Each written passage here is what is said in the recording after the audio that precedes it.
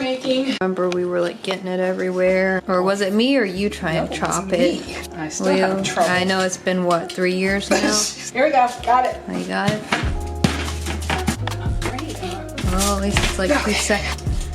What the hell they do it? And it came undone perfectly. She had a feeding tube starting in 2013, and we were able to take it out in 2019. 3.5 years, she did just formula. What was that formula called? Acrons. So I had worked with the pediatric GI doctors, and we were able to wean her off the formula to what I call real food. And we used a specific book that I found on Amazon, and I found a really good support group on Facebook. So that's what we are continuing to do for Natalie. Natalie has not been on a feeding tube since 2019. We took 2 spaghetti squash and roasted them in the oven, and so this is going to be like spaghetti for Natalie, and we can make it really good in her blend. And I've not used acorns, so this is kind of new, and we're going to bake this. Baked acorn squash with butter and brown sugar. Yeah. We could have our own cooking show with this camera.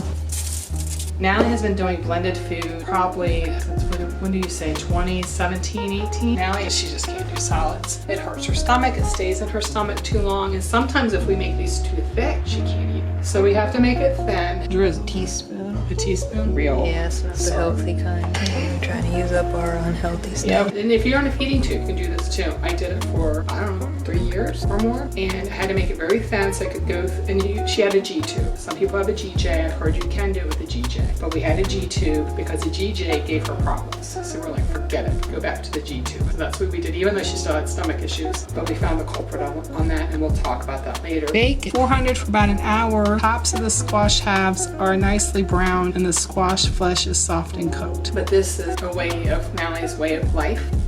There we go. Praying she can go to some salads in the future. Like right now she can do milkshakes. That is a huge improvement. She couldn't do that about a year ago. So she can do milkshakes. That's probably about it. And we can blend up one of her, like a healthy pizza. Put some Italian stuff with it, veggies, voila. She probably has a 600 or more calorie meal. I am thankful that we have begun to understand why Natalie is still having chronic stomach issues. And what Natalie suffers from is called vascular compression disease.